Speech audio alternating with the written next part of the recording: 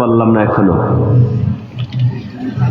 দুইজন মানুষ সামনে, চারজন পিছনে।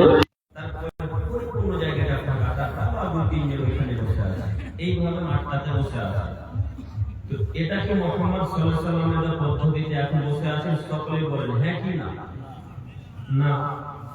তো যদি বসাটাই রাসূলের নীতিতে না হয়, যদি বসাটাই মুহাম্মদ সাল্লাল্লাহু আলাইহি ওয়াসাল্লামের পদ্ধতিতে না হয়, তাহলে আপনি হাদিস পড়াকে এখন মান্যতা দিতে পারবেন?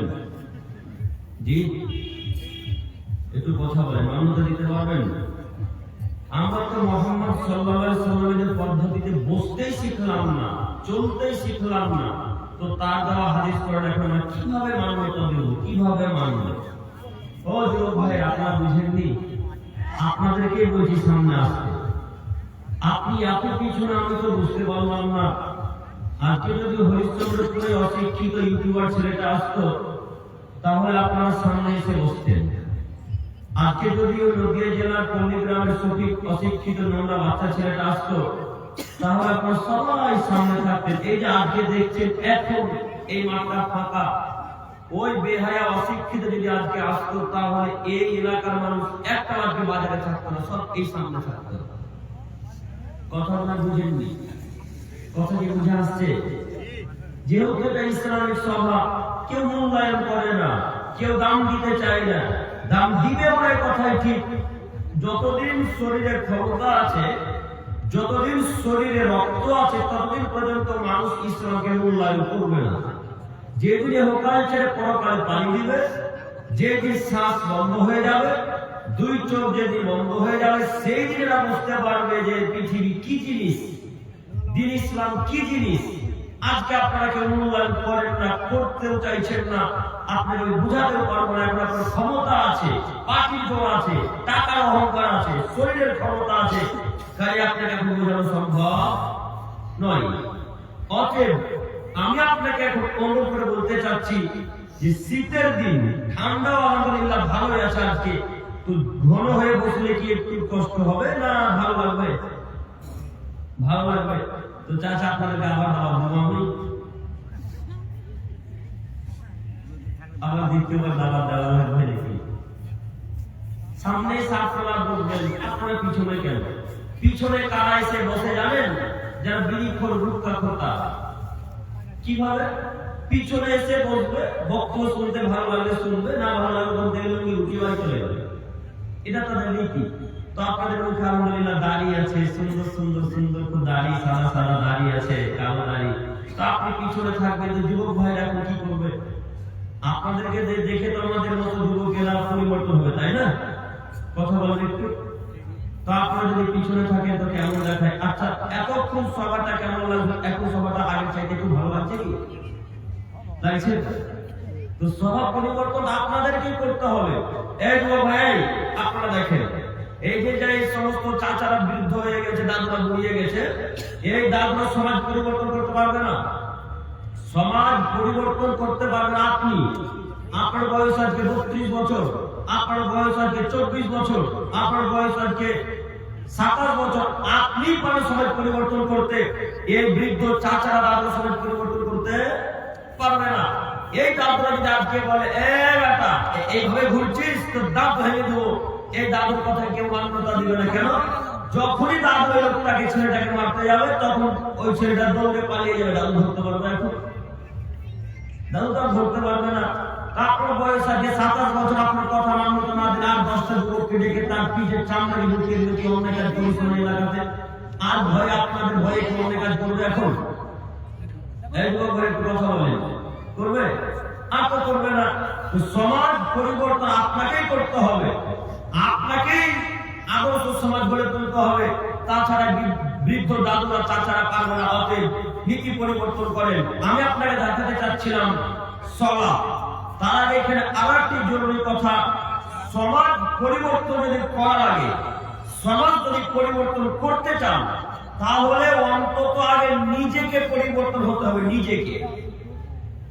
নিজে যদি পরিবর্তন না হন, সমাজ পশ্চিমকাল পরিবর্তন হবে না। উদাহরণস্বরূপ কয়েকটি কথা বলে আমি সামনের দিকে যেতে চাচ্ছি। তার প্রথম কথা হচ্ছে যদি কোন সর্দার, সর্দার বলেন না মোড়ল বলেন, সর্দার, যদি কোন ক্যাশিয়ার, যদি কোন দায়িত্বশীল, যদি কোন প্রিন্সিপাল, যদি কোন শিক্ষক অন্যায় বিচার করে, অন্যায় কাজকর্ম করে, এক কথাই ওই লোকটা মুসলমানদের অত্যাচার করে, ওই লোকটা যখন সমাজের সামনে বক্তব্য রাখবে, তার বক্তব্য সভা পাবে? জি, তার বক্তব্য এই মামলাতে মানাবে?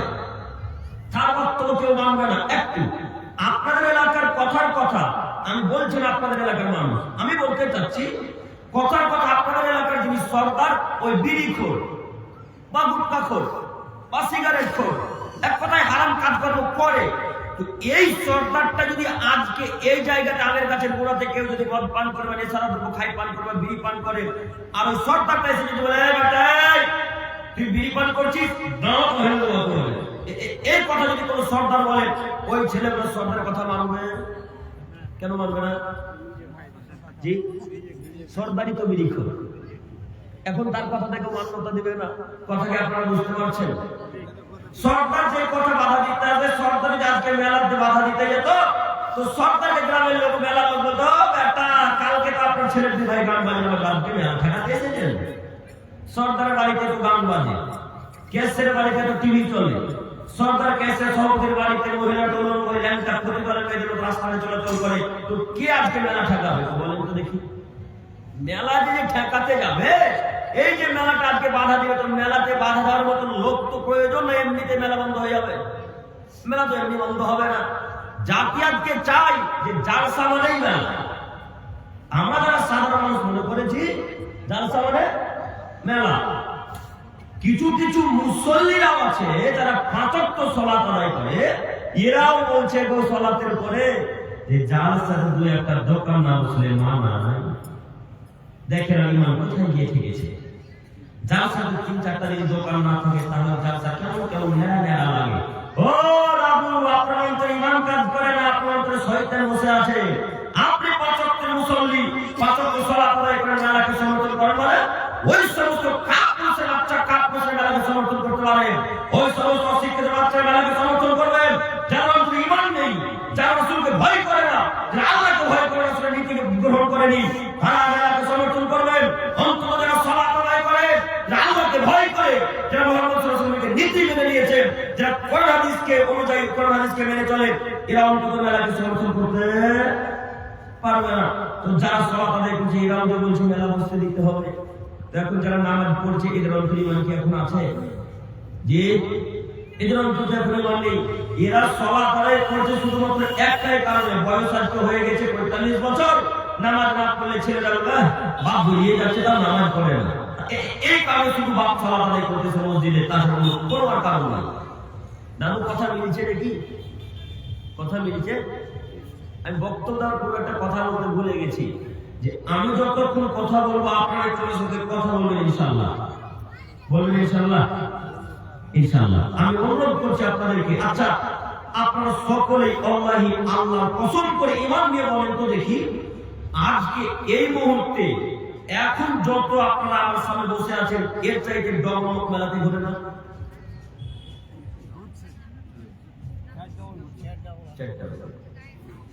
আজকে যদি আপনারা এখানে ১০০ জন থাকেন, তো ওখানে আমার আইডিয়া ৬০০ থেকে ৭০০ লোক ঘোরাঘুরি করছে। কথা মিলে?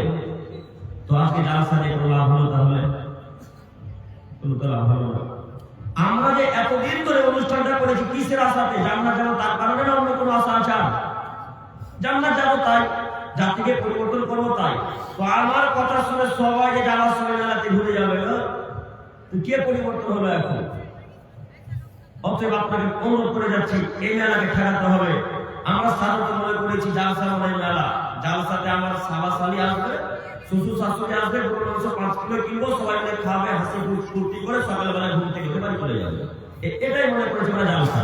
আসলে এটা কি জালসা? এটা কি প্রোগ্রাম? এটা কি দিনী সভা?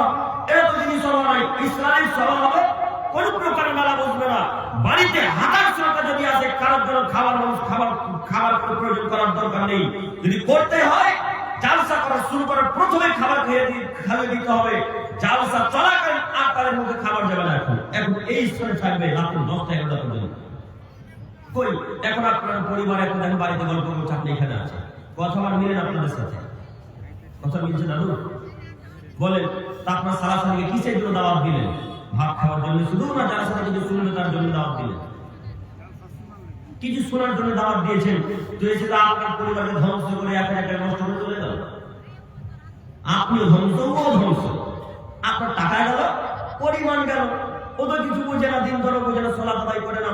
আপনি তো 5 ওয়াক্তের মুসল্লি, আপনি বুঝেন তাই দাওয়াত দিয়েছেন। তো আপনি বললেন না চলো ভাই জালসা স্থানে ঘুরে আসি, বলেছেন একদিনও? বলবেন কিভাবে? কেউ তো দিন ধরে আমার বুঝি না। যাই হোক, আমি বলতে চাচ্ছিলাম আজকে থেকে পরিবর্তন হতে পারবো না ইনশাআল্লাহ? পারবো ইনশাআল্লাহ? ইনশাআল্লাহ। আল্লাহ তুমি আমাদের এই গ্রামের মানুষকে কবুল করো, সকলে বলে আমিন। সম্মানিত উপস্থিতি, আমি বলছিলাম সালাত। সালাত এমন একটা ইবাদত যে ইবাদতের উপর সারা পৃথিবীর ইবাদত নির্ভর করে। সালাত এমন একটা ইবাদত যার উপর পৃথিবীর সমস্ত ইবাদত নির্ভর করে। সালাতের উপর নির্ভর করে হজ, সালাতের উপর নির্ভর করে যাকাত, সালাতের উপর নির্ভর করে দান খায়রা, সালাতের উপর নির্ভর করে মায়ের সাথে ভালো আচরণ নেকি, সালাতের উপর নির্ভর করে যাকাত, সালাতের উপর নির্ভর করে পৃথিবীর যত যাবতীয় ভালো কর্ম আছে, দান খায়রাত আছে, সব ইবাদত নামাজের উপর নির্ভর করে। যার নামাজ আছে তার সব ইবাদত আছে, যার নামাজ নেই তার কোনো ইবাদত নেই। অতএব যে লোকটা সালাত আদায় করে সে লোকটা মুসলিম, যে লোকটা সালাত আদায় করে সে কাফের, লা শাক্কা ফিহি, এতে সন্দেহের কোনো অবকাশ নেই। যে লোকটা সালাত আদায় করে সে মুসলিম, যে লোকটা সালাত আদায় করে সে কাফের। একটু আপনাকে আমি মুহাম্মদ সাল্লাল্লাহু আলাইহি ওয়াসাল্লামের নীতি দেখাচ্ছি, দেখেন। ওই তো আপনাদের ওটা তো কাঁচা রাস্তা, ঢালাই রাস্তা তো নয়। ঢালাই রাস্তা কি? তো মনে করেন ওই কাঁচা রাস্তার উপরে একটা মৃত বিড়াল পড়ে আছে। তো বিড়ালটা 2-3 দিন পড়ে থাকার কারণে পেট নাড়ি মুড়ি ফেটে দুর্গন্ধ বেরোতে শুরু করেছে। তো এই গোলাশিবগঞ্জের মানুষ টিকতে পারে না। গোলাশিবগঞ্জের মানুষ বিড়ালের দুর্গন্ধে টিকতে পারে না। পচা কোন প্রাণী বা মানুষ যখন মারা যায় তখন তার দুর্গন্ধ একেবারে আলাদা হয়, টিকা যায়, তাই না? তো এই প্রাণীটা ওই রাস্তাতে পড়ে আছে। তো এই লোকগুলার মধ্যে কোন একটা লোক ওই মৃত বিড়ালটাকে তুলে নিয়ে গিয়ে মাঠে কোন এক জায়গায় গর্ত খনন করে পুঁতে দিল। তা আল্লাহ নবী বলছেন ওই যে লোকটা মৃত প্রাণীটাকে উঠিয়ে ফেলে এলো, ওই যে লোকটা কষ্টের বস্তুটাকে রাস্তা থেকে সরিয়ে দিল, ওই যে লোকটা রাস্তা থেকে পাথর সরিয়ে দিল, ওই যে লোকটা রাস্তা থেকে ভাঙা কাঁচকে সরিয়ে দিল, ওই যে লোকটা রাস্তা থেকে কাঁটাদার বস্তু সরিয়ে দিল, এক কথাই কষ্টের বস্তুকে যদি প্রাণের ছেলে সরিয়ে দেয় তো মুহাম্মদ সাল্লাল্লাহু আলাইহি ওয়াসাল্লাম বলেন ওই লোকটা জান্নাতে যাবে। কষ্টের বস্তু রাস্তা থেকে সরিয়ে দেওয়ার ফলাফল কি? কথা বলেন একটু। ফলাফল কথা বলতে ভয় লাগছে। কষ্টদায়ক বস্তু শরীরের ফলাফল কি? জান্নাত। উল্লেখ্য যে লোকটা মৃত প্রাণীটাকে, যে লোকটা কাঁটা পাথরটাকে, যে লোকটা কাঁচ ভাঙা কষ্টদায়ক বস্তুটাকে সরিয়ে দিল রাস্তা থেকে, এই লোকটা নামাজ পড়ে না। নেকি পড়েছিল জান্নাতে যাওয়ার মতো, কিন্তু নামাজ পড়ে না। আল্লাহ নবী বলছেন ওই যে লোকটা মৃত প্রাণীটাকে সরিয়ে দেওয়ার পরিবর্তে যে নেকি করেছিল জান্নাতে যাওয়ার, ওই নেকিটাকে আল্লাহ এখন কেটে দিবে। কেন? নামাজ পড়ে না তার কারণে। আমি কি বুঝাতে পারলাম? আপনি পৃথিবীর সমস্ত ইবাদত করেন না কেন, হাজার হাজার কোটি টাকা আল্লাহ রাস্তায় ব্যয় করেন, হাজার ভাগ হজ করেন, লক্ষ কোটি উমরা করেন, হাজার হাজার কোটির খাদ্য খেতে দেন, কিন্তু নামাজ করেন না। এই লক্ষ কোটি টাকা মসজিদে দান করা যেমন, সালাত আদায় না করলে দান করা মাটিতে ফেলে দেওয়া কেন? অতএব আপনাকে আমি অনুরোধ জানাচ্ছি, লক্ষ কোটি বার যদি উমরা হজ করেন আর বড় হজ করেন, সালাত যদি না টিকে তাহলে কিয়ামতের মাঠে কোনো ইবাদত টিকবে না। অতএব আমি আপনার দিনী ভাই, আমি আপনার নাকি কথার বয়সের ছেলে, আপনার অনুরোধ জানাচ্ছি আজকের পর থেকে এই এলাকার মানুষ সবাই আমরা সালাত আদায় করতে পারবো ইনশাআল্লাহ? পারবো ভাই ইনশাআল্লাহ? এই লোক ভাই আপনাদেরকে বলছি পারবো তো ইনশাআল্লাহ। সম্মানিত যুবক ভাই, সম্মানিত মুরব্বি সাহেব, আমি আপনাকে দেখাতে চাচ্ছিলাম সালাত। যে লোকটা সালাত আদায় করে সে মুসলিম। আমাদের মাথাতে কথা রাখা ভালো হবে, মানুষের সালাত ততক্ষণ পর্যন্ত লাগবে যতক্ষণ সে লোকটা মুসলমান আছে।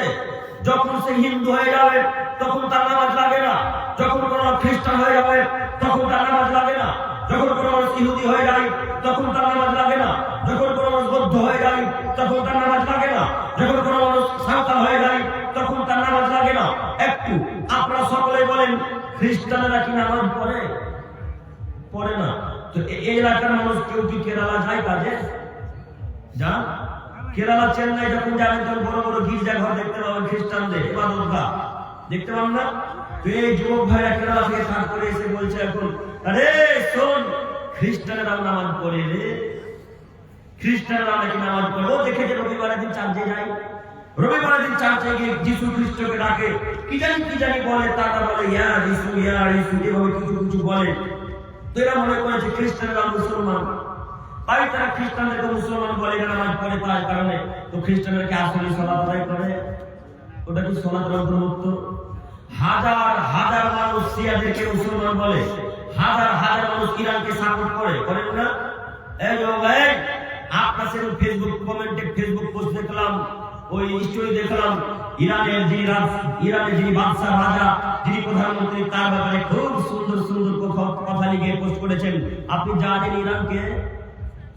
আপনার জানা আছে ইরানকে? আপনার ইরান হলো মুহাম্মাদের শত্রু, আপনার ইরান হলো আপনার শত্রু, ইরান হলো ইরান হলো আহলে হাদিসদের শত্রু, ইরান হলো সালাফি মানহাজ লোকদের শত্রু। আপনি জানেন হাজার হাজার সালাফি মানহাজের লোককে, হাজার হাজার আহলে হাদিস আলেমকে ইরানের এক কাতারে দাঁড়িয়ে করে রাইফেলে গুলি করে মারা হয়েছে। তারা শিয়া। আপনি কিভাবে শিয়াকে মুসলমান বললেন? এই 3 নামাজের অশিক্ষিত যুবকেরা শিয়াকে মুসলমান বলে মাথাতে নাচে। এই 3 নামাজের অশিক্ষিত যুবকেরা শিয়াকে মুসলমান বলে। কে বলো শিয়া মুসলিম? অসম্ভব কখনো হয়। শিয়া মুসলিম নয়, শিয়ারা কাফের, শিয়ারা কাফের, শিয়ারা কাফের। হিন্দু যেমন কাফের, শিয়া তেমন কাফের, সাঁওতাল যেমন কাফের, শিয়া তেমন কাফের, নাসারা যেমন কাফের, শিয়া তেমন কাফের। কে বলো শিয়ারা মুসলমান? অসম্ভব কখনো হয়। তবে এতটুকু মাথায় রাখা ভালো হবে, শিয়াদের মধ্যে কেউ কেউ মুসলমান আছে, তবে আপনি যাকে সাপোর্ট করছেন এই লোকটা মুসলমান নয়। আপনি খোঁজ খবর নিয়ে দেখেন, দিন রাত আরবের বিরোধিতা করে, দিন রাত। দেখেননি? আপনি বলছেন আব্দুল করিম ভাই, ওই তো ফিলিস্তিনকে শিয়ারা সাপোর্ট করলো, ওই ইরানের প্রধানমন্ত্রী সাপোর্ট করলো, তো কিভাবে তিনি খারাপ? আপনি ইতিহাস করে দেখেন, ইরান মুসলমানদেরকে সহযোগিতা করার জন্য সাপোর্ট করেনি, সেই গাজাকে ফিলিস্তিনকে কবজায় নিয়ে আসার জন্য সাপোর্ট করেছে। ওরা আজও চায় যে গাজাকে দখল করবো, ওরা আজও চায় ফিলিস্তিনের রাজত্ব করবো, ওরা আজও চায় যে মক্কা মদিনাকে দখল করে নেবো, কিন্তু আল্লাহর রহমত তাই সেগুলো তারা পারবে না। আপনাকে কি দিয়ে বুঝাই? শিয়াদের বড় গোষ্ঠী একটা কাফের, শিয়াদের মধ্যে সবাই কাফের, এই কথা কিন্তু ভুল, মাথায় থাকবে ইনশাআল্লাহ। শিয়াদের মধ্যে বড় গোষ্ঠী, তাদের মধ্যে দল আছে, যেমন আমাদের মধ্যে আহলে হাদিস, সালাফি, ওই আহলে হাদিস, হানাফি, দেওবন্দি, চিশতিয়া, নকশবন্দি, আলী করে দল নাই আছে? তো ওদের মধ্যে এরকম কিছু কিছু লোক আছে, তাদের মধ্যে কেউ কেউ মুসলমান সত্যিকারের, এক কথায় তারাই মুসলিম যারা মুহাম্মদকে বিশ্বাস করে, যারা সাহাবাদেরকে মেনে নিয়েছে, যারা আল্লাহর কথাকে মেনে নিয়েছে, তারাই মুসলিম। কিন্তু আপনি জানেন যারা এখন বর্তমান প্রধানমন্ত্রী, তারা আপনার আয়েশা রাদিয়াল্লাহু তাআলা আনহাকে গালি দেয়। এখন বর্তমান প্রধানমন্ত্রী তারা আবু বকর সিদ্দিক রাদিয়াল্লাহু তাআলা আনহাকে গালি দেয়।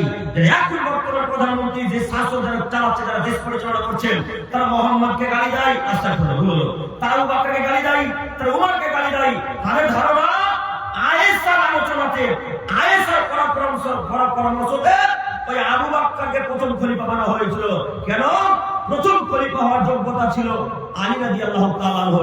আচ্ছা আপনারা বলেন তো দেখি, এই যোগ্যতা কি আলীর ছিল সর্বপ্রথম আবু বকরের? কথা আপনারা বুঝতে পারেন, কথা বুঝতে পারেন? সর্বপ্রথম খলিফা কে? কে?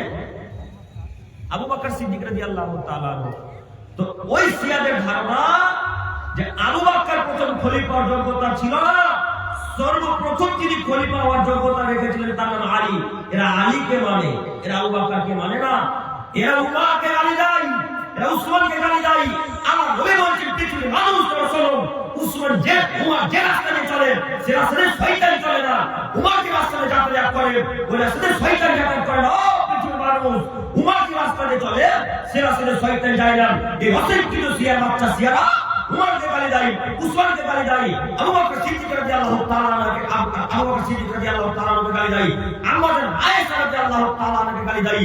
তিনি পৃথিবীর সমস্ত মহিলাদের মধ্যে দামি মহিলা খাদিজা রাদিয়াল্লাহু তাআলা আনহার পরে বলেন এই সেরা আয়েশাকে গালি দেয়, এই সেরা আবু বকরকে গালি দেয়, যারা মুহাম্মদ সাল্লাল্লাহু আলাইহি ওয়াসাল্লামের সাহাবাদেরকে গালি দেয়, তারা কি মুসলমান?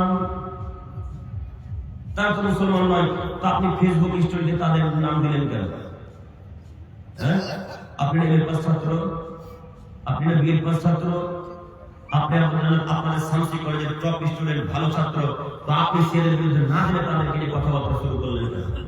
সম্মানিত প্রফেসর, আমি বিরোধিতা করতে আসলে আমি আপনাকে দেখাতে চাচ্ছি সিরা মুসলমান নয়। এখনো সন্দেহ আছে নাকি? সিরা মুসলমান বড় গোষ্ঠী একটা কাফের। একটু একটা কথা বললাম না, কালকে সকালবেলা বলি এটা সিয়ারা সবাই কাফের, এটা না। সিয়াদের অনেকগুলো গোষ্ঠী, যে তার মধ্যে একটা বড় গোষ্ঠী কাফের, তার মধ্যে এরা। কথা মনে থাকবে ইনশাআল্লাহ? ইনশাআল্লাহ।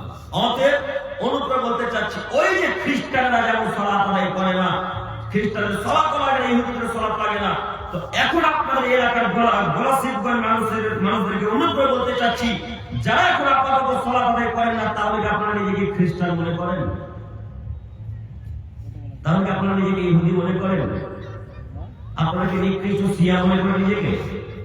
তাহলে কি আপনারা নিজেকে সাঁওতাল মনে করেন? সালাত লাগে না সাঁওতালদের, চাচা সাঁওতালদের নামাজ পড়তে হয় না? খ্রিস্টানদের হয় না? ইহুদিদের নামাজ পড়তে হয় না? তো যাদের নামাজ লাগে তারা অমুসলিম। এই পরাশিম করে যত মানুষ নামাজ পড়ে, এরাও কি অমুসলিম নাকি? এরাও কি কাফের?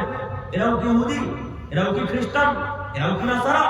ও পরাশিম করে মানুষ, আমরা রক্ষা করুন।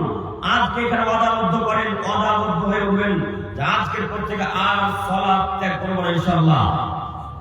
পড়বেন ইনশাআল্লাহ? বলছেন ইনশাআল্লাহ, ইনশাআল্লাহ।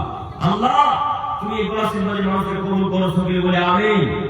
সম্মানিত মুরব্বী সাহেব, বলছিলাম সালাত এমন একটা ইবাদত, সমস্ত ইবাদত এই সালাতের উপর নির্ভর করে। এর পুরো একটা আয়াত পেশ করি। মহান আল্লাহ তাআলা বলেন, ইন্নাস সালাতা তানহা আনিল ফাহশাই ওয়াল মুনকার। পৃথিবীর মানুষ মনে রাখো, নিশ্চয় সালাত, নিশ্চয় নামাজ মানুষকে অন্যায় অশ্লীল কাজকর্ম থেকে বিরত রাখে। আল্লাহর বাণী, এই যে কোরআন মাজিদ, আব্দুল করিমকে স্টেজ থেকে থামিয়ে দেন, চেয়ার বন্ধ করে দেন, মাইকের আওয়াজটা বন্ধ করে দেন। আব্দুল করিম সাহেব যে আয়াত হাদিস পেশ করছেন, পাঠ করছেন, এই আয়াত কোরআনে আছে কি? ওই হাদিস সহিহ হাদিস কি? আব্দুল করিমকে ঠেকে দিয়ে বলেন, আব্দুল করিম 24 ঘন্টা আপনাকে হাদিস করে দেখার জন্য প্রস্তুতি গ্রহণ করেছে যে জঙ্গিপুর মুর্শিদাবাদ থেকে। একটু আপনাকে দেখাই, এই কোরআন মাজিদের মধ্যে আল্লাহ বললেন, ইন্নাস সালাতা তানহা আনিল ফাহশাই ওয়াল মুনকার। হে পৃথিবীর মানুষ, তোমরা যারা মুহাম্মদ সাল্লাল্লাহু আলাইহি ওয়াসাল্লামকে বিশ্বাস করো, পৃথিবীর মানুষ তোমরা যারা আল্লাহকে মেনে নিয়েছো, তোমরা যারা জান্নাত জাহান্নামকে বিশ্বাস করো, তোমাদেরকে বলছি শোনো, নিশ্চয় নামাজ মানুষকে অন্যায় অশ্লীল কাজকর্ম কথাবার্তা থেকে বিরত রাখে। নিশ্চয় সালাত মানুষকে নোংরা কাজকর্ম থেকে বিরত রাখে। নিশ্চয় নামাজ মানুষকে নোংরা কাজকর্ম করতে দেয় না। ও আব্দুল করিম সাহেব, আপনার কথার সাথে একমত হতে পারলাম না। ও আব্দুল করিম ভাই, আপনার কথার সাথে একমত হতে পারলাম না। কেন? আমাদের এলাকাতে অনেক মানুষ সালাত আদায় করে, এই লোকটা সালাত আদায় করে আবার সুদূর ঘুষও খায়। তো কই নামাজ তো অন্যায় কাজ থেকে বিরত রাখতে পারলো না? প্রশ্ন আমাকে বুঝতে পারেন। একটু আল্লাহ কি বললেন? যে নামাজ এমন একটা ইবাদত যে অন্যায় অশ্লীল কাজকর্ম থেকে বিরত রাখে। ও আব্দুল করিম সাহেব, আমাদের গ্রামের পাশে একটা লোক আছে, লোকটা 5 ওয়াক্তের সালাত আদায় করে, মাঝে মাঝে তাহাজ্জুদও পড়ে, আবার নফল সালাত আদায় করে সকালবেলা। তো এই লোকটা নামাজও পড়ে, সুদও খায়।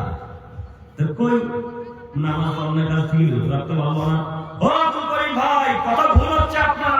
আমাদের এলাকাতে হাজার মানুষ আছে যারা মুসল্লি সালাত আদায় করে, এরা নামাজও পড়ে, আবার ব্রিকের টানও মারে। তো কই এরা তো অন্যায় কাজ থেকে বিরত থাকতে পারলো না? ও আব্দুল করিম সাহেব, এরা নামাজও পড়ে, আবার মানুষকে গালিও দেয়। তো কই নামাজ মানুষকে অন্যায় কাজ থেকে বিরত রাখতে পারলো? কথা কেমন বুঝতে পেরেছেন? তার মানে আল্লাহ তাআলা কি মিথ্যা কথা বললেন? নাউযুবিল্লাহি মিন যালিক। আল্লাহ তো মিথ্যা কথা বলবে না, আল্লাহর কথা কোনো মিথ্যা হবে না। তার মানে আমি আর আপনি আল্লাহর কথাকে বুঝতে ভুল করেছি। আল্লাহ বললেন যারা একনিষ্ঠভাবে একাকী চিত্তে একমাত্র আমাকে খুশি করার জন্য সালাত আদায় করবে, শুধুমাত্র জান্নাতে আশা আকাঙ্ক্ষা নিয়ে তারাই অন্যায় কাজকর্ম থেকে বিরত থাকবেন, তারাই কালমন্দ থেকে বিরত থাকবেন, তারাই বিড়ি থেকে বিরত থাকবেন, তারাই মদ গাঁজা থেকে বিরত থাকবেন। তাছাড়া মানুষকে খুশি করার জন্য যারা নামাজ পড়েন, লোক দেখানোর উদ্দেশ্যে যারা সালাত আদায় করেন, এরা অন্যায় কাজ থেকে বিরত থাকতে পারবে না। কথা কি বুঝা গেল? আপনাকে দেখাবো দেখবেন এখানে আপনার আব্বা নামাজ পড়ে 5 ওয়াক্ত সালাত আদায় করেন, তারপর আপনার বাপ নোংরা কাজ কর্ম ছাড়ি তার জ্বলন্ত প্রমাণ দেখেন। এই গোলাশিবগঞ্জে আপনার বাপ এখন যদি থাকে, আপনার বাপের পকেট এখন চেক করেন, এখন বিরিয়ানি পরিযুক্ত আছে নাই না? ভাই নাই চেক করবো নাকি? কারণ পকেটে নাই না, সব খেয়ে রেস্ট থাকলো। হ্যাঁ, সবার পকেটে গুজা আছে। তো আচ্ছা, একটু দাদু একটু এদিকে দেখেন, এদিকে দেখেন তো। নিজেকে কি আহলে হাদিস দাবি করেন না? একইরা বলেছে, নিজেকে কি আপনারা আহলে হাদিস দাবি করেন? নিজেকে কি সালাফ হাকিদের অনুসারী, সালাফ হাকিদের মানুষ দাবি করেন? নিজেকে কি মুহাম্মদ সাল্লাল্লাহু আলাইহি ওয়াসাল্লাম দাবি করেন? তো আপনি যদি আহলে হাদিস দাবি করলেন, তো বেদাতীদের নীতি গ্রহণ করলেন কেন? আপনি আহলে হাদিস মানুষ বেদাতীদের নীতি অনুসরণ করবেন কেন? আপনি দেখতে পান না বেদাতি হুজুরদের ঠোঁট লাল টুকটুকে হয়ে থাকে, ওই হুজুরটা কি লিপস্টিক দিয়েছে নাকি? হ্যাঁ, হুজুর জর্দা পান খেয়ে ঠোঁটকে লাল করেছে। ওরা জর্দাখোর, ওরা গুটখাখোর, ওরা বিড়িখোর, ওরা জর্দা পান খায়। আপনি আহলে হাদিসের বাচ্চা, আপনি সালাফি আকীদার মানুষ, আপনি কোন বিড়ি গুটখা খাবেন নিজেকে মানুষ মনে করেন না? কি দেখাতে চাচ্ছেন নিজেকে? ক্ষমতা দেখতে এই গোলাশিবগঞ্জে টিকতে পারবেন না। আপনার চাইতে অতীব শক্তিশালী ছিল ফিরাউন, আছে পৃথিবীতে? আপনার চাইতে অতীব শক্তিশালী মানুষ ছিল নমরুদ, আছে পৃথিবীতে? আপনার চাইতে অতীব শক্তিশালী মানুষ ছিল কারুন, আছে পৃথিবীতে? আপনার চাইতে অতীব শক্তিশালী খুব বড় দেহের অধিকারী অনেক লম্বা মানুষ, আপনার চাইতে বেশি শক্তিশালী আদ জাতি সামুদ জাতি, আছে পৃথিবীতে না? এরপর যারা আল্লাহ কাছে চলে গেছে পরে বলে আছে, আদ জাতি আছে, সামুদ জাতি আছে। আল্লাহ এদেরকে এত ক্ষমতা দিয়েছিলেন, আল্লাহ এদেরকে এত ক্ষমতা দিয়েছিলেন, এরা যদি পাহাড়ে এভাবে একটা ঘুষি মারতেন তো পাহাড় চূর্ণ বিচূর্ণ হয়ে যেত। এখন বর্তমান তাফসীরকারক ব্যাখ্যা করছে, বিশ্লেষণ করছে, সম্ভাবনা করা যায়, আশা করা যায় যে মিশরের যত পিরামিড আছে সব পিরামিড ওই জাতির তৈরি। কেন? সেই যুগে তো এত বড় বড় মেশিন ছিল না, সেই যুগে তো এত বড় বড় ক্রেন ছিল না, সেই যুগে তো এত বড় জেসিবি ছিল না, সেই যুগে এত দামি দামি মেশিন যন্ত্র ছিল না। ছিল কি? ছিল না। তো এই বড় বড় 20 টন 20 টন ওজনের পাথরকে, 1 কুইন্টাল ওজনের পাথরকে কে চালাতে পারে? ওরাই। 100 টন 200 টন ওজনের পাথরকে একাই তুলে আছা দিয়ে ফেলে দিতে পারে। তার আদ জাতি সামুদ জাতি, এত শক্তিশালী মানুষ ছিল তারা আছে পৃথিবীতে। ক্ষমতা দেখতে আল্লাহর সাথে। আল্লাহ নবী যখন এসে বললেন এই সালাত আদায় করতে হবে, আল্লাহকে চিনতে হবে, আল্লাহ তোমাদের চেয়ে আরো শক্তিশালী একজন আছে, তার নাম আল্লাহ। তখন তারা অহংকার করে বলে আমাদের চেয়ে শক্তিশালী পৃথিবীতে আরো কেউ আছে? তাদের অহংকার। তখন আল্লাহ তাআলা বৃষ্টি বন্ধ করে দিলেন, তাদেরকে ধ্বংস করে দিলেন। আপনি আদ জাতির চাইতে কি? আপনি আদ জাতির নমরুদের, ফেরাউনের, কারুনের নখের যোগ্যতা রাখেন, বদের দিক দিয়ে নখের। তা আপনি কিসের অহংকার দেখাচ্ছেন? কেন অহংকার দেখাচ্ছেন? আজকের পর থেকে এই নোংরা জিনিসগুলো পরিত্যাগ করতে পারবো না ইনশাআল্লাহ? পারবো ইনশাআল্লাহ। তবে একটি কথা মাথায় রাখবেন, যদি না পরিত্যাগ না করতে পারেন, না ছাড়তে পারেন, একটি হাদিস আপনার জন্য যথেষ্ট। আবু দারদা রাদিয়াল্লাহু তাআলা আনহু বলেন, রাসূল সাল্লাল্লাহু আলাইহি ওয়াসাল্লাম বলেছেন, লা ইয়াদখুলুল জান্নাতা মুদমিনুল খামর, যারা নিশারাত নিয়মিত খায় পান করে এরা জান্নাতে যাবে না। আচ্ছা, এই যে হাদিসটা আমি পেশ করলাম, এটা কি আমার কথা না মুহাম্মদ সাল্লাল্লাহু আলাইহি ওয়াসাল্লামের কথা? গো, মুহাম্মদ সাল্লাল্লাহু আলাইহি ওয়াসাল্লামের কথা। তো মুহাম্মদ সাল্লাল্লাহু আলাইহি ওয়াসাল্লামের কথা কি মিথ্যা হবে কোনোদিনও? তার কথা তো মিথ্যা হবে না কোনোদিন ইনশাআল্লাহ। তো আজকের পর থেকে যত পকেটে এই যাবতীয় বিড়ি, গুল, গুটখা, গাঁজা, হিরোইন, তেরাঙ্গা, জর্দা, সিগারেট, পেট্সিডেল, এই যাবতীয় জিনিস আছে, আজকে এইখানে ভেঙে চূর্ণ বিচূর্ণ করে মাটির তলে, ওই লারার তলে ভরে দিতে পারবেন না? হ্যাঁ, পারবেন ইনশাআল্লাহ। ভেঙে দিয়ে আবার খাবে না? তার মানে অন্তত ইমান কাজ করে কি জানো? ছাড়বে না। আবার যে লোকটা বিড়ি খায়, ওই লোকটাই চায়ের দোকানে গিয়ে সকালবেলা বলবে যে গাঁজাকে রক্ষা করতে হবে। জিহাদ করতে হবে। ভারত সরকার যদি আমাদের জিহাদের ব্যবস্থা করে দেয় তাহলে আমরা গাজার পক্ষ থেকে ওই ইহুদিদের বিরুদ্ধে জিহাদ করব। ও একটা বিড়ি খেয়ে জিহাদ করবে, ও গাঁজা খেয়ে জিহাদ করবে, ও সালাত আদায় না করে জিহাদ করবে। যার সালাত নাই তার জিহাদ আছে? হ্যাঁ, আপনি তো নামাজই পড়েন, আপনি জিহাদ কিসের আপনি জিহাদ করবেন? অসভ্য অশিক্ষিত মানুষ একটু বিবেচনা করা উচিত, একটু বেহায়া, একটু বিবেকবান হওয়া উচিত, একটু বিদ্যাপতি থাকা উচিত। সম্মানিত মুরব্বী সাহেব, আপনাকে অনুরোধ জানাচ্ছি, আপনি হাদিস মানুন চাই না মানুন, সে কিয়ামতের মাঠে আপনার সাথে অনেক কথা হবে। এই কথা মাথায় রাখবেন। আল্লাহ নবী বললেন যারা এই জামাতের জিনিসকে সাহায্য খায় পান করবে, এদেরকে আল্লাহ তাআলা কিয়ামতের মাঠে রক্ত, দুধ আর অত্যন্ত গরম পানি পান করাবে। সেদিন পান করতে পারবেন? যখন গরম পানি আল্লাহ আপনাকে দিবেন, আপনি পান করবেন তৃষ্ণার জ্বালাতে, খুব পিয়াসা লেগে থাকবে, পিয়াসা যন্ত্রণা আপনি পান করবেন। যেমনই গরম পানি আপনি মুখ দিয়ে পান করবেন, সমস্ত নাড়ি ভুঁড়ি পায়খানা দ্বার দিয়ে পিছন দরজা দিয়ে গলগল গলগল বের হতে থাকবে, কিচ্ছু পেটের ভিতর থাকবে না। এমন জিনিস আমরা পান করাবে, না ক্ষুধা নিয়ন্ত্রণ করবে, না আপনার ভোক মিটাবে, না আপনাকে খিদা, না আপনার ভোক মিটবে, না খিদা থেকে বাঁচবেন, কিছুই হবে না। মধ্যবর্তী জায়গাতে আল্লাহ আপনাকে রেখে দিয়ে এই শাস্তি যতদিন পর্যন্ত আল্লাহর ইচ্ছা ততদিন পর্যন্ত দিবেন। তো আমরা কেউ চাই যে দুধ আর রক্ত পান করি? কেউ চাই? কেউ তো আমরা চাই না। আমাদের সামনে যখন গরু ছাগল কাটা হয়, জব করা হয়, হালাল করা হয়, তখন আমরা রক্তের সামনে গোশ ভাগ খেতে নোংরা করি, ঘৃণা বোধ করি, তাই না? করি না আমরা অনেকে? আমাদের সামনে কেউ যদি বমন করে দেয়, কোনো ছেলে মেয়ে, বাচ্চা ছেলেরা বা কোনো বৃদ্ধ মানুষেরা, বা কেউ যদি মলমূত্র ত্যাগ করে, তারা সেখানে বসে থাকতে আমরা নোংরা বোধ করি না? এর চাইতে নিকৃষ্ট জিনিস পান করা এটা আল্লাহর ওয়াদা। মাথাতে কথা রাখবেন, আল্লাহর ওয়াদা মিথ্যা নয় কোনোদিন ইনশাআল্লাহ। সহিহ মুসলিম ইসকাত হাদিস।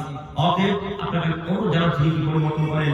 আমি আপনার ছেলে মানুষ, আমি আপনার ছেলের মতো, আমি আপনার ভাইয়ের মতো, লাঠিপতির মতো আজকে থেকে এই নোংরা কাজগুলো ত্যাগ করবো ইনশাআল্লাহ। নামাজি এমনই একটা ইবাদত যে সব নোংরা কাজকর্মকে ছেড়ে ছাড়াতে পারে, শুধুমাত্র নামাজ আদায় করেন আর একমাত্র আল্লাহ খুশি করার জন্য করে দেখেন। আস্তে আস্তে আস্তে আস্তে যত নোংরা নীতি ছিল আপনার ভেতরে, সব নোংরা নীতিগুলো ত্যাগ হয়ে যাবে ইনশাআল্লাহ। আজকে থেকে চেষ্টা করি ইনশাআল্লাহ একটু করে। আজকে হঠাৎ যে আপনি বিড়ি ছেড়ে দিলেন, এটা আমি বলতে চাচ্ছি না।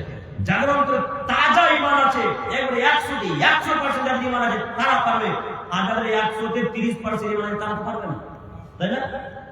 তারা পারবে না। তার জ্বলন্ত প্রমাণ। দাদু আপনার বয়স কত? দাদু আপনাকে বলছি, আপনার বয়স 55। এই দাদুর থেকেও বড় ওনার বয়স 65 বছর। ওই আমরা রামপুরহাট এলাকাতে শোনাচ্ছি, ছিলেন কি নাম শুনেছেন কোনদিন? রামপুরহাটে বক্তব্য দিচ্ছি 14 নভেম্বর। তো বক্তব্যের কথা আস্তে আস্তে কোন এক পর্যায়ে এই কথাগুলো চলে এসেছে, তারা আবার হানাফি মানুষ, আপনার তো আহলে হাদিস, ওরা আবার হানাফি মানুষ। আমরা হানাফিদের প্রোগ্রামে অনেক জায়গায় আলহামদুলিল্লাহ একটু বুঝতে শিখেছে তারা। তো বক্তব্যের কথা শেষ হতে না হতে এক পর্যায়ে বিড়ির কথা যখন এসেছে, তখন দাদুর বয়স 65 বছর। ওই দাদু বলছে, আচ্ছা কালকে থেকে বিড়ি ত্যাগ করলাম, বিড়ি ছেড়ে দিলাম। একবার মাইকে এইভাবে সামনাসামনি কথা, ভিডিও আমাদের মোবাইলে এখনো আছে। তো তখন দাদুকে বলা হলো, দাদু এখন ছেড়ে দেন না। বুঝলি না, আজকে ছাড়তে পারবো না, আজকে রাতে একটা খাবো না, কাল থেকে ছাড়বো। এটা দাদু বলেছে। তো দাদু একটা কথা বললো, দাদু যদি রাতের মধ্যে মারা যান, বলছে না মরবো না। মরবেও না, নিজে জানে যে মরার গ্যারেন্টি কতদিন আছে। তো তাকে বললো, দাদা আসলে আপনি কি গ্যারেন্টি দিতে পারছেন যে মরবো না? একটু ভেবে চিনতে 2-3 সেকেন্ড পরে বললো, না ওটা তো বলতে পারি না। তখন বললো, দাদু যদি রাতের মধ্যে মারা যান, তখন বললো আমার হাতে বিড়ি তুলে দিল, আমি বিড়িটাকে চুরো ভেঙে স্টেজে ফেলে দিলাম। এই মোবাইলে এখন ভিডিও আছে, বিশ্বাস না হয় আমাকে থামিয়ে দিয়ে আবার দেখেন। দাদুর বয়স 65+। এত বৃদ্ধ লোকের ঈমান কাজ করে, যুবক তোমার বয়স হচ্ছে 22, তুমি কাপুরুষের বাচ্চা হলো, তার 5 ধুয়ে পানি খাওয়া কাটা তুমি। তোমার বিদ্যাও নয়, তোমার বুদ্ধিও নয়, তোমার মানবতা নয়, তোমার হিতাহিত নেই। তুমি নাকি শান্তি কলেজের টপ স্টুডেন্ট। ছি, তোমার বিদ্যাকে মাটির তলাকে পুঁতে দিতে এসেছি। তোমার বিদ্যার 5 বছর মূল্যায়ন করিলাম। যে বিদ্যা বের মুখে রাখতে পারতে পারে না, যে বিদ্যা সলাৎ আদায় করতে পারে না, যে বিদ্যা মায়ের সাথে ভালো আচরণ করতে শিখাইলাম, যে বিদ্যা হারালামে পার্থক্য করতে পারবো, ওই বিদ্যা মাটির উপরে না রেখে মাটির তলে গোরস্থায় পুঁতে দেওয়া অনেক অনেক অনেক অনেক অনেক বেশি ভালো। এই বিদ্যাকে মাটির উপরে রাখিয়ে না। যুবক ভাই আপনাকে বলছি, আপনি নীতি পরিবর্তন করেন। মানুষই পারে যাবতীয় নোংরা কাজকর্ম ত্যাগ করতে, না পশু প্রাণী পারে? পারবে পশু প্রাণী? পশু প্রাণীকে যদি ঘাস খাওয়া নিষেধ করে, গরুকে যদি ঘাস খেতে নিষেধ করে, গরু ঘাস খাওয়া ছাড়বে? মানুষ পারবে। যে কোনো জিনিস ত্যাগ করতে কে পারে? মানুষ পারে। যে কোনো জিনিস বানাতে কে পারে? মানুষই পারে। এই যে এত দামি দামি এরোপ্লেন, রকেট, হেলিকপ্টার, বাস, ট্রেন, এত দামি দামি যন্ত্রপাতি তৈরি হচ্ছে, এগুলো সব কি পশু প্রাণীতে করছে না মানুষে? মানুষে। তো মানুষের দ্বারাই সব কাজ সম্ভব, সব কাজ সম্ভব। শুধু মানুষকে জীবিত করা ব্যতীত আর জন্ম দেওয়া, এই জীবিত করা ব্যতীত।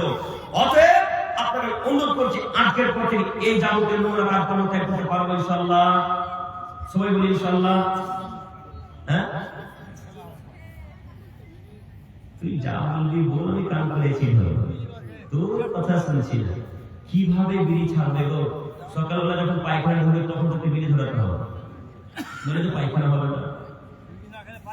হ্যাঁ, ওকে তো আমি বলছি, বিড়ি না খেলে পায়খানা হবে না। আর রাজমিস্ত্রি ভাইরা কাজ করতে করতে ক্লান্ত হয়ে গেছে, প্লাস্টার করতে করতে ওই বিমে মাঝে মাঝে মশলা ধরে না। বিম বুঝতে পারছেন তো, রাজমিস্ত্রি ভাইরা তো আছে। তো বিমে মাঝে মাঝে মশলা ধরে যখন ভিজে যায়, বেশি যখন মশলা ধরে থাকে না, তখন একটু শুকাতে দোকানে একটা বিড়ি মেরে তোর বিড়ি ধরিয়ে দেবে। আর এই যে চাচাদেরকে দেখছেন, চাচাদেরকে মাঠে কাজ করতে দেখেছি। আমারও তো চাষির ছেলে, আমার বাপ জমি চাষ করতেন, মাঝে মাঝে রাজমিস্ত্রি কাজ করতেন। তো আমার বাপ কখনো এক দিনের জন্য দেখলাম যে আমার আব্বার জর্দা পান বা সাদা পান মুখে নিয়েছে। সাধারণ মানুষ, আল্লাহ আমাকে জান্নাতুল ফেরদাউস দান করুন, সকল বলে আমিন। আবু মারা গেছে, সবাই দোয়া করবেন। তো আমাকে যখন খাবার দিতে যেতাম মাঝে মাঝে, তখন ওই দাদু বড় খাবার আসতো। তো যখন আল বোঝেন, আলের উপরে বসে ভাত খাওয়ার পর, রুটি খাওয়ার পর, হাত পাকা রুটি, কালাইয়ের রুটি খাওয়ার পর তখন দিনে বিড়ি ধরে কি যে সুখের গল্প চললো এখন 10-15 মিনিট। এটা সব সময় বিড়ি, টেনশন হলেও বিড়ি, না টেনশন হলেও বিড়ি। কাজ করতে করতে যদি ক্লান্ত হয়ে যায় তবুও বিড়ি, কাজ করতে ক্লান্ত না হলেও বিড়ি। রাস্তায় দাঁড়িয়েছে তবুও বিড়ি, চায়ের দোকান আছে তবুও বিড়ি। বিড়ি ছাড়া কোনো মেয়েদের স্থান নেই, বিড়ি ছাড়া বাঁচা যায় না। তাই এখন পকেটে এখনো বিড়ি আছে। এটা নাকি মুসলমানের বাচ্চা, এরাই নাকি মুসলমান। তো আচ্ছা, এদের মসজিদ মাদ্রাসা ইহুদি খ্রিস্টানরা দখল করবে না তো সাঁওতালদের মধ্যে, সাঁওতালদের ইবাদত ঘর ভাঙতে যাবে? হ্যাঁ, এদের মাদ্রাসা দখল করবে না তো ইহুদি খ্রিস্টানের, হিন্দু ভাইরা খ্রিস্টানদের গির্জাঘর ভাঙতে যাবে? তাদের গির্জাঘর ভাঙতে যাবে না।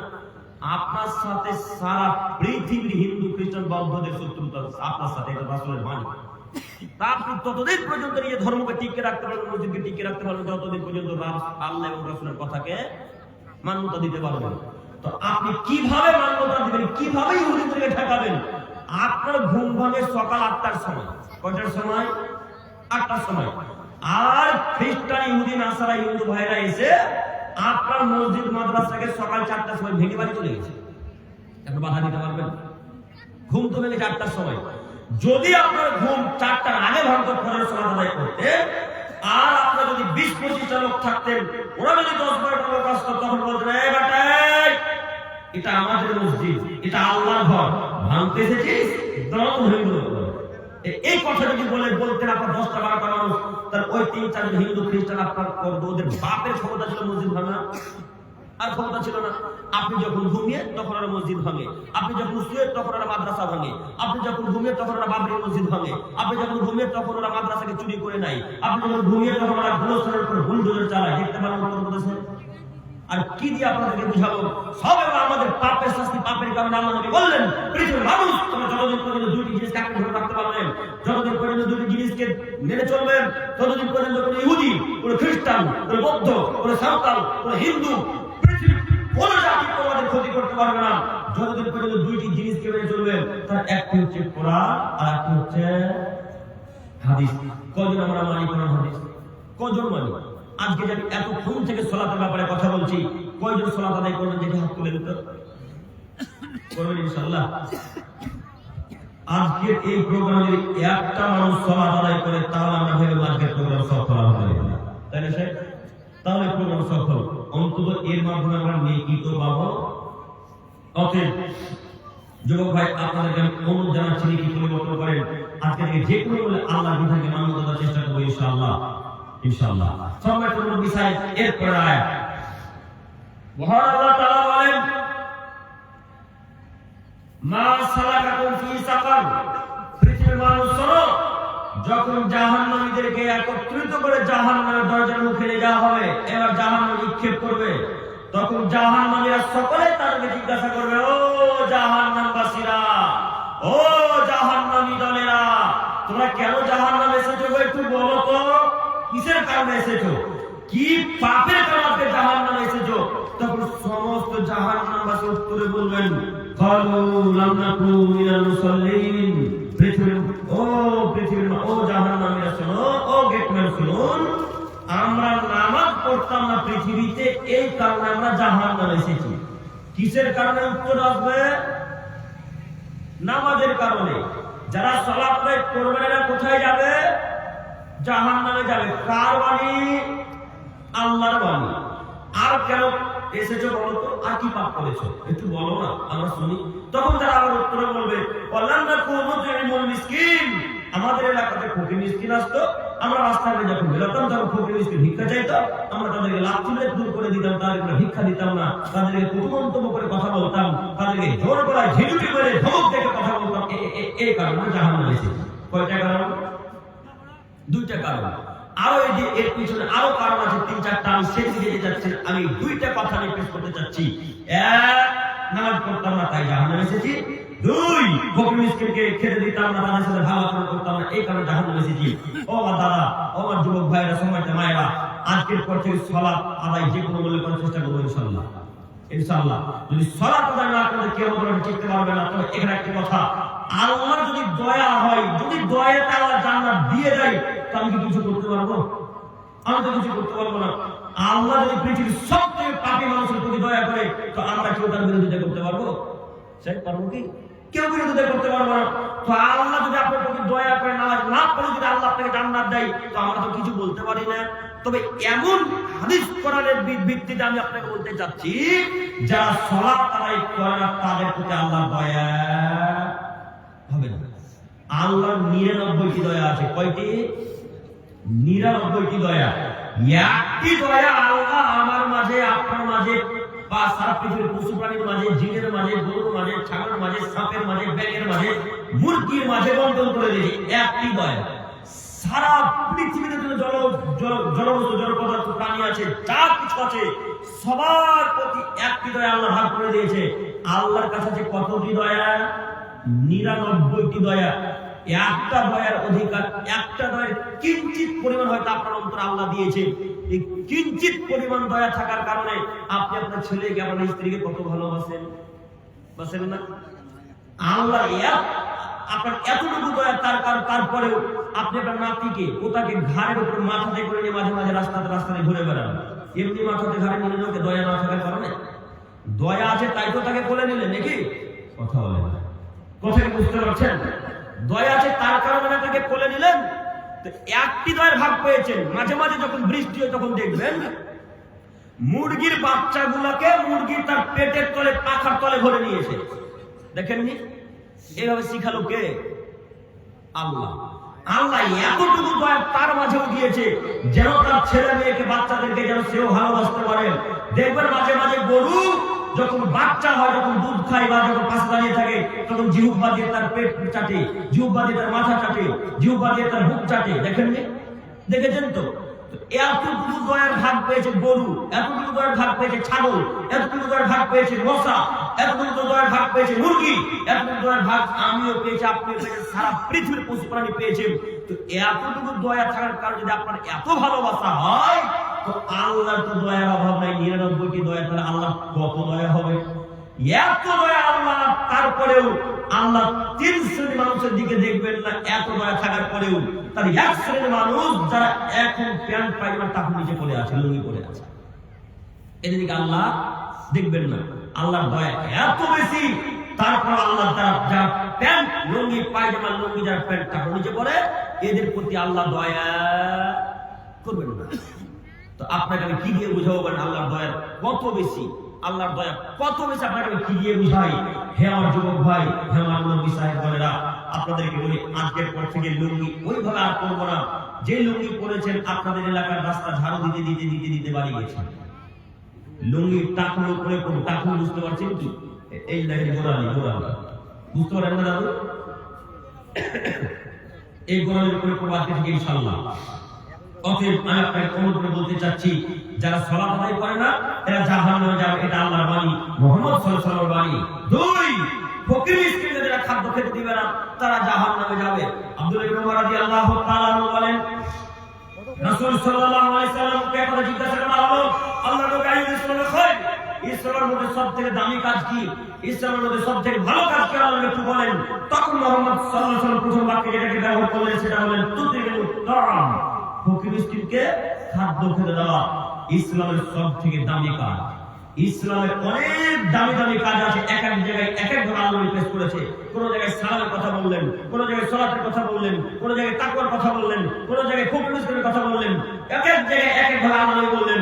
এই হাদিসের ভিত্তিতে বোঝা যাচ্ছে ইসলামের সবথেকে বড় দামি কাজ কি? ফকির মিসকিনকে খাদ্য খেতে দেওয়া। তো আজকে থেকে ফকির মিসকিনকে ভালোবাসবেন ইনশাআল্লাহ। আপনার বাড়িতে ফকির এসেছে, সব কাজকর্মকে ত্যাগ করে আগে ফকিরকে ভিক্ষা দেবেন, তারপর অন্য কোনো কাজ। সম্মানিত মা ও বোন, আপনারা আমি দৃষ্টি আকর্ষণ করছি, আপনি আমার দিকে খেয়াল করুন। আপনাকে বলি, আপনি কাজকর্ম বন্ধ করে আগে ফকিরকে ভিক্ষা দিবেন কেন? ফকিরকে তো আপনি চাল দিলেন এতটুকু, তো এতটুকু চাল নিয়ে তার পেট পরিপূর্ণ হবে?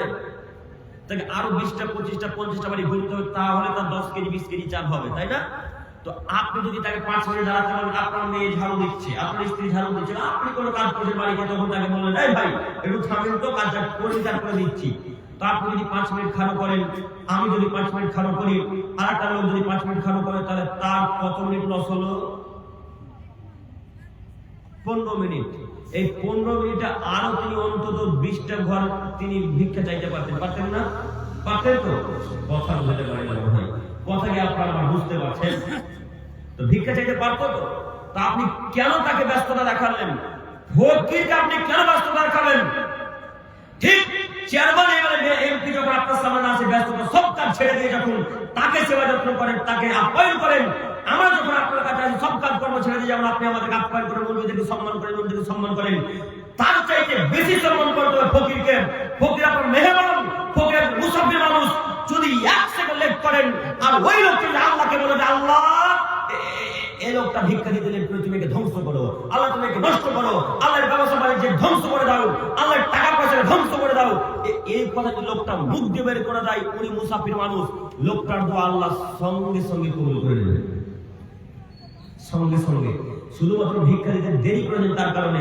এবার আপনি বলেন, আপনাদের ফকিরকে লাথি মেরেছেন, ধমক দিয়ে বাড়ি থেকে তাড়িয়ে দিয়েছেন, বের করে দিয়েছেন, ওই লোকটা যদি একবার চোখের পানি ফেলে দিয়ে আল্লাহকে বলে, আল্লাহ ওই লোকটা আমাকে বাড়ি থেকে তাড়িয়ে দিল, নোংরা কথায় কথা বলো, নোংরা ভাষায় কথা বলতো, আল্লাহ তুমি তাকে ধ্বংস করো, এই কথা যে আল্লাহ একবার চোখের পানি ফেলে দিয়ে বলে, আল্লাহ তার কবুল করবেন না? জি কবুল করবেন তো? তো আপনার বাড়ি তো দেখছি 2 তলা 3 তলা বাড়ি, দেখছি আপনাদের মার্বেল টাইলস বাথরুমে বসা আছে। আমাদের তো এলাকাতে বাড়িতে থাকতে দেখতে পাই না, আপনাদের বাথরুমে মার্বেল টাইলস দেখতে পাচ্ছি। এত দামি দামি টাইলস বসাতে পারছেন, সব ইটালিয়ান টালি বসাচ্ছেন, তো ফকির মিসকিন আছে তখন তাকে তাড়িয়ে দিচ্ছেন কেন? কেন তাড়িয়ে দিচ্ছেন? অন্তত আজকের পর থেকে আর ফকিরকে তাড়াবো না ইনশাআল্লাহ। আর যুবক ভাই এবং মুরব্বী সাহেব, আপনার জন্য আমার একটি উপদেশ, মায়েদের প্রতি আমার একটি উপদেশ, সেটা হচ্ছে যখন ভিক্ষুক বাড়িতে আসবে, যদি বাচ্চা ছেলে মেয়েরা বাড়িতে থাকে তাদের হাত দিয়ে ভিক্ষা দিতে পাঠাবে। কেন বলেন তো? ওই বাচ্চা ছেলে মেয়েদের হাত দিয়ে যদি ভিক্ষা দিতে পাঠান, তাহলে ওরা যত বড় হবে ওরা আদর্শ শিখবে, ওরা যত বড় হবে ওরা জানবে ফকিরকে টাকা দিতে হয়, ফকিরকে চালু দিতে হয়, ফকিরের সাথে ভালো আচরণ করতে হয়। যেমনই ফকিরকে ভিক্ষা দিতে যাবে, ছেলেকে বলেন, আব্বু ফকিরকে সালাম দিও, আব্বু ফকিরকে বলিও, ও দাদু আমার জন্য দোয়া করিয়েন, ও দিদি আমার জন্য দোয়া করিয়েন। এইভাবে ফকিরদের কাছ থেকে দোয়া দিবেন, মুসাফির লোকদের কাছ থেকে দোয়া দিবেন, আল্লাহ মুসাফিরদের দোয়া কবুল করবেন, এ কথাই চূড়ান্ত। অতএব তাদের কাছ থেকে সরাসরি ভালো দোয়া চাইবেন, তাদেরকে আমি বদ্ধ করতে বাধ্য করবেন না। সম্মানিত মুরব্বী সাহেব, সম্মানিত দিনী ভাই বোন, অনুরোধ রক্ষা করুন, আজকের পর থেকে ফকিরকে আর অন্তত ব্যস্ততা রাখাবো না ইনশাআল্লাহ। ইনশাআল্লাহ যদি তাকে কষ্ট দেন, তাহলে আল্লাহ তাআলা বললেন আমি এদেরকে জাহান্নামে দেব। অতএব বলছিলাম, মানুষ বেশিরভাগ কারণে 2টি কারণে জাহান্নামে যাবে, তার একটা হচ্ছে সালাত, দ্বিতীয়টি হচ্ছে ফকির মিসকিনকে ফকির মিসকিনের সাথে খারাপ আচরণ করার কারণে। অতএব এইগুলো সিদ্ধনের মানুষকে করে বলতে চাচ্ছি, অন্তত ফকির মিসকিনের সাথে ভালো আচরণ করবো, পিতা মাতার সাথে ভালো আচরণ করবো, ভাই মাতৃসহোদরের সাথে ভালো আচরণ করবো, তাহলে জান্নাতে যেতে পারবো। কেন? আল্লাহ নবী বললেন, ইন্নাসকা শাইইন ইউযাউ ফি মিজানিল মুমিন খুলুকুন হাসান। পৃথিবীর মানুষ তোমরা মনে রাখো, কিয়ামতের মাঠে যখন আল্লাহ তাআলা সমস্ত ইবাদতের মিজান করবেন, ওজন করবেন, কিয়ামতের মাঠে যখন আল্লাহ তাআলা সমস্ত ইবাদতের যখন ওজন করে দায় পালন করবেন, তখন সবথেকে যে ইবাদতটা ভারী হবে সেটা হলো উত্তম চরিত্রের নেকি, ভালো আচরণের নেকি। একটু আপনি আমার দিকে দেখেন, আপনার আলেম ওলামা কেরামের মুখে শুনেছেন পৃথিবীর মধ্যে আশ্চর্য ইবাদত, পৃথিবীর মধ্যে সবথেকে ব্যতিক্রম ইবাদত, পৃথিবীর মধ্যে সবথেকে দামি ইবাদতের নাম সালাত। শুনেননি? যে কোনো মানুষের সুবিধা অসুবিধা বোঝে না, মাঠে আছেন, ঘাটে আছেন, প্লেনের উপর আছেন, ট্রাকে আছেন, ট্রেনে আছেন, বাইক চার চাকার উপর আছেন, কোথায় আছেন, বড় গাড়িতে আছেন না কিসে আছেন, এই সুবিধা অসুবিধা সালাত নামাজ বুঝে না। যদি ওয়াক্ত হয়ে যায় ওই ওয়াক্তেই ওই সময়তে সালাত আদায় করতে হয়, ওযু করে সালাত আদায় করতে হয়, ওযু করার জন্য পানি নেই, বিনা তায়াম্মুম করে সালাত আদায় করতে হবে। আব্দুল করিম সাহেব তায়াম্মুম করে সালাত আদায় করতে হয়, মাটির এই সবই পাথর আর পাথর, সবই বালু আর বালু। আব্দুল করিম সাহেব এখন কি করবো? এখন বিনা ওযুতে বিনা তায়াম্মুমে সালাত আদায় করতে হবে। সালাত আদায় করতেই হবে, সালাত আদায় করতেই হবে, নামাজ পড়তেই হবে। নামাজের বিকল্প কোনো রাস্তা নেই, যে কোনো বলে নামাজ পড়তে হবে।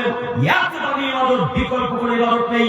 এত দামি ইবাদত যখন আল্লাহ তাআলা এক পাল্লাতে রাখবেন, আর উত্তম চরিত্রের ইবাদত নেকিকে যখন আল্লাহ আরেক পাল্লায় রাখবেন, তখন সবথেকে যে পাল্লাটা ভারী হবে তার নাম উত্তম চরিত্রের নেকি, তার নাম উত্তম আচরণের নেকি। আমার বাবু আপনাকে দেখাচ্ছে উত্তম আচরণ নেকি। বলেন তো, নামাজের চাইতে বড় ইবাদত এখন কিছু আছে? এখন তো আর নাই। তো এই ইবাদতকে যখন ওজন করা হবে, আর ভালো আচরণ ভালো ব্যবহারের নেকিকে যখন আল্লাহ ওজন করবেন, তখন সব থেকে যে নেকিটা ভারী হবে সেই ইবাদতটার নাম কি? উত্তম আচরণের নেকি। উত্তম আচরণের নেকির মতো কোন ইবাদত ভারী হবে না। আপনারা শুনেছেন হজ পৃথিবীর শ্রেষ্ঠ ইবাদত। যদি কোনো মানুষের হজ আল্লাহ কবুল করে নেয়, তাহলে ওই লোকটা ওই দিনের মতো হয়ে গেল যেদিন তার মাতাকে জন্ম দিয়েছিল। জন্ম যখন কোনো ছেলে মেয়ে নেয়, তখন তার পাপ থাকে না, তখন সে শিশু সন্তানদের মতো হয়ে থাকে। ঠিক কোন ব্যক্তি যদি হজ আল্লাহ কবুল করে নাই, তাহলে হজ যদি কবুল হয়, তাহলে লোকটা মানুষ এমন মানুষ হয়ে গেল যার অন্তরে কোনো পাপ নেই, যার আমলে কোনো খারাপ কাজ নেই। সে লোকটাকে আল্লাহ তাআলা পবিত্র করে দিলেন, ভালো করে দিলেন। উল্লেখ্য যে এত দামি ইবাদত, লাখ লাখ টাকা খরচ করে হজ করতে গেছেন মক্কায়, লাখ লাখ টাকা খরচ করে হজ করতে গেছেন মক্কায়। এরপরেও আল্লাহ যখন দুইটা ইবাদত ওজন করবে, এক পাল্লাতে যখন হজকে রাখবেন, আর এক পাল্লাতে যখন উত্তম আচরণের নেকিকে রাখবেন, তখন সব থেকে যে পাল্লাটা ওজনটা ভারী হয়েছে, পাল্লাটার নাম কি? উত্তম আচরণের নেকি। কথা কি বলতে ভয় লাগছে? যে পাল্লাটা সব থেকে ভারী হয়েছে, পাল্লাটার নাম কি? উত্তম আচরণের নেকি। তো আজকের পর থেকে ভাই বোন আত্মীয় স্বজন ছেলে মেয়ে বউ বাচ্চা ফকির মিসকিন সারা পৃথিবীর মানুষের সাথে সদাচরণ নম্রাচরণ করতে পারবো না ইনশাআল্লাহ। ইনশাআল্লাহ, ইনশাআল্লাহ। আল্লাহ তুমি আমাদের এই এলাকার মানুষকে কবুল করো, সকলে বলি আমিন। সম্মানিত উপস্থিতি, আমি আপনাদেরকে অনুরোধ করে বলতে চাচ্ছি যে আমার শরীর খুব ভালো নয়। কাল থেকে পরশু থেকে হঠাৎ সর্দি জ্বর, নাক দিয়ে পানি অনুগত বইছে। তো আলহামদুলিল্লাহ মালদাতে এসে ওষুধ এখন একটু কমেছে, ওই জন্য রুমালটা বারবার সাথে দিচ্ছি। আর গলা অনেক আলাদা আলাদা লাগে না, আজকে লাগছে তো, মানে সর্দির কারণে গলা ভয়েস পরিবর্তন হয়ে গেছে, আমি নিজে বুঝতে পারছি। আর এই কানটাতে শুধু ব্যথা করছে, মাঝে মাঝে কানে হাত দিচ্ছি, ঠান্ডা লেগে থাকার কারণে। অতএব যুবক ভাই, আপনাকে দেখাতে চাচ্ছি কি পরিবর্তন করেন। আজকের পর থেকে অন্তত আর কোনোদিন কোনো ফকির মিসকিনকে গালি হবে ইনশাআল্লাহ। পকেটে টাকা নেই, ভিক্ষুক ভিক্ষা চাইছে, তাকে ধমক দিয়ে কথা না বলার পূর্বে এই কথাটা বলতে পারতাম, আচ্ছা আমার কাছে খুচরো নেই, আপনি পাশে বাড়িতে দেখেন, এই কথা অন্তত বলতে পারবো না? টাকা দিতে পারবো না, তো মুখে তো ভালো ভাষা বলতে পারবো, ওটাও দিতে পারবো, ওটাও দিতে পারি। আজকের পর থেকে এই উপদেশটা মাথায় থাকবে ইনশাআল্লাহ, থাকবে ইনশাআল্লাহ, ইনশাআল্লাহ। সম্মানিত বিষয় বলছিলাম, একটু পরিবর্তন হন এবং আল্লাহ তাআলাকে ভয় করেন। যদি আল্লাহকে ভয় এতটুকু করতে পারেন তাহলে জীবন পরিবর্তন আসবে ইনশাআল্লাহ। আল্লাহর ভয় অন্তরে এতটুকু নিয়ে আসেন, ইনশাআল্লাহ অবশ্যই জীবন পরিবর্তন হবেই, জান্নাত পাওয়া যাবে ইনশাআল্লাহ। অতএব আমি আপনাকে অনুরোধ জানাচ্ছি নীতি পরিবর্তন করেন। এরপর হাদিস আবু হুরায়রা রাদিয়াল্লাহু তাআলা আনহু বলেন, রাসূল সাল্লাল্লাহু আলাইহি সাল্লাম বলেছেন, as-salatul khams, 5 ওয়াক্ত সালাত, ওয়াল জুমাতু ইলাল জুমআ, এক জুমা থেকে আরেক জুমা পর্যন্ত, ও রমাদান ইলা রমাদান, এক রমজান থেকে আরেক রমজান পর্যন্ত, মুকাফফিরাতুল লিমা বাইনাহুন্না ইযা তুনিবাতিল কাবাইর, এই মধ্যবর্তী সময়ে যত ছোট ছোট পাপ করবেন সব পাপের কাফারা স্বরূপ। হাদিস সহিহ মুসলিম ও মিসকাত। মনে হয় হাদিস বুঝতে পারেননি, তাই আপনারা সুবহানাল্লাহ বলতে পারলেন না। আবারও বলি, আল্লাহ নবী বলেছেন as-salatul khams, 5 ওয়াক্ত সালাত। কেউ যদি 5 ওয়াক্তের সালাত আদায় করে তাহলে তার আমলনামাতে ছোট ছোট গুনাহ খাতা থাকবে না। কিভাবে? যদি কেউ ফজরের সালাত আদায় করে, ফজর থেকে নিয়ে জোহর পর্যন্ত যে 7 থেকে 8 ঘন্টা টাইম, এই 8 ঘন্টার মধ্যে কি কোনো মানুষ পাপ করে না? করে তো। অনেক ছোট ছোট পাপ হয়, বড় বড় পাপ হয়। আল্লাহ নবী বলেছেন এই ফজর থেকে জোহরের মধ্যবর্তী সময় যদি কেউ ছোট ছোট পাপ করে এবং সালাতের জন্য জোহরের সময় যদি কেউ ওযু করে, তো এই 6 থেকে 7 ঘন্টা যাবত যত পাপ করে ছোট ছোট পাপ, জোহরের যেমন ওযু করবে সব ছোট ছোট পাপগুলোকে ক্ষমা করবে কে? আল্লাহ। তো এক ওয়াক্ত থেকে আরেক ওয়াক্তের সালাত আদায় করলে সব ছোট ছোট পাপ ক্ষমা হয়ে যায়। তো এরকম অফার মুসলমানের বাচ্চা ছাড়তে পারে কেউ করে না। কিন্তু দুঃখের বিষয় আমরা তো নামাজই করি না। কিভাবে অফার গ্রহণ করবেন? শুধু তাই নয়, বললেন কেউ যদি জোহর থেকে আসর পর্যন্ত ছোট ছোট পাপ করে, আসরের সময় যেমন ওযু করবে সব পাপগুলোকে ক্ষমা করবে কে? আল্লাহ। আসর থেকে মাগরিব, মাগরিব থেকে এশা, এশা থেকে ফজর, যদি কোনো মানুষ এভাবে কন্টিনিউ প্রতিদিন 5 ওয়াক্ত সালাত আদায় করে রেগুলার, তাহলে তার আমলনামাতে ছোট ছোট সাগীরা পাপ থাকবে? আর তো থাকবে না। অতএব যুবক ভাই ওর বিষয়ে সম্মানিত মা বোন, আপনাকে আমি অনুরোধ করছি, আপনি 5 ওয়াক্ত সালাত আদায় করার চেষ্টা করুন, তাহলে ছোট ছোট পাপ সব ক্ষমা হয়ে যাবে। আমরা মুসলমান জাতি, শুধু আমরা অন্যান্য জিনিসের অফার খুঁজি। মাঝে মাঝে যখন দুর্গা পূজা আসে তখন আমরা বাইকের অফার খুঁজতে যাই। যখন মাঝে মাঝে কালী পূজা আসে তখন আমরা মোবাইলের অফার ফ্লিপকার্টে দেখি। যখন আমরা মাঝে মাঝে দুর্গা পূজা আসে, গণেশের পূজা দেখতে পাই, তখন আমরা শোরুমে গিয়ে জিজ্ঞাসা করি 4 চাকার দাম কি কমেছে, বাইকের দাম কি কমেছে। ওই ভারত সরকার যে ট্যাক্সটা কাটে সে ট্যাক্সটার নাম কি ভাই? জিএসটি কি কমেছে? এখন বর্তমান জিএসটি 20,000 করে প্রত্যেকটা গাড়িতে কমেছে। 4 চাকাতে যত 60 থেকে 70,000 টাকা করে কমেছে। এই জিএসটি কি কমেছে? এই খোঁজ খবর রাখে মুসলমান বাচ্চা, নিকৃষ্ট মুসলমান বাচ্চা, শিক্ষিত মানুষ, কিন্তু এই খোঁজ রাখলো না যে নামাজ পড়লে সব ছোট ছোট পাপগুলোকে আল্লাহ ক্ষমা করে দেয়। এই তারা উপহার রাখতে চাই না, এর খোঁজ নিবে না। এরা শুধু গাড়ি নিবে, এরা শুধু মোবাইল নিবে। ও যুবক ভাই, আজকের পর থেকে এই বাক্যটা মাথায় থাকবে না ইনশাআল্লাহ? থাকবে ইনশাআল্লাহ।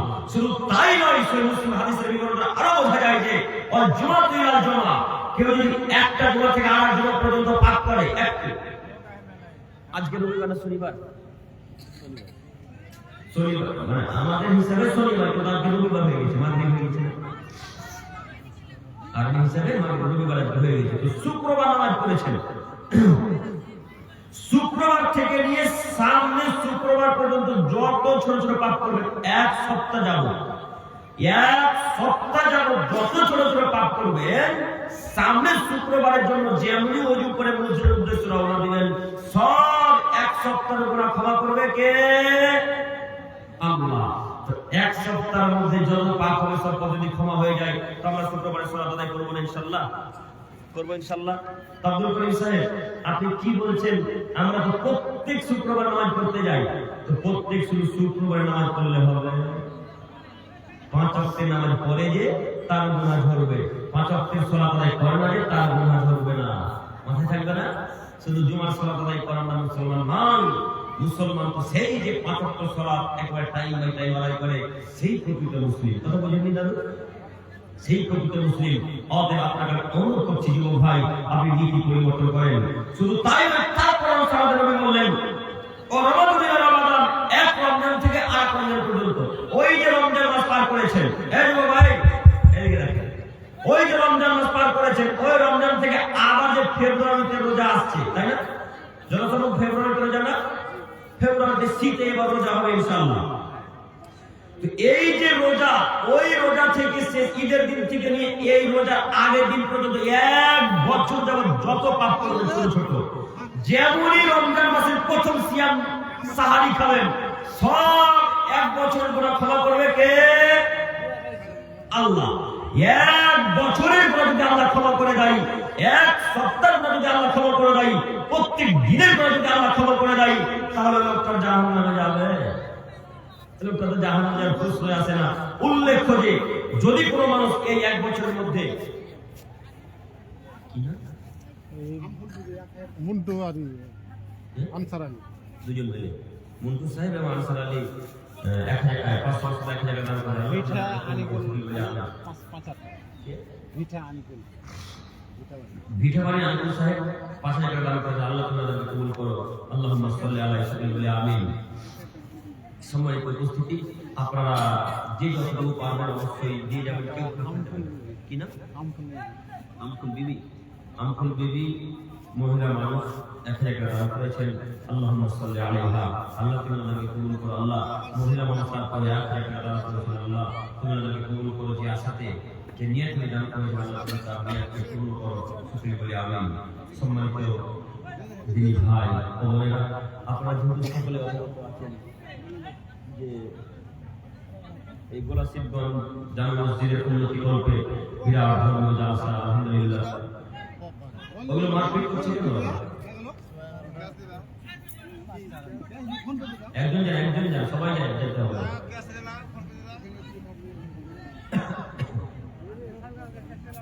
দেখছেন মেলার ফলাফল, দেখছেন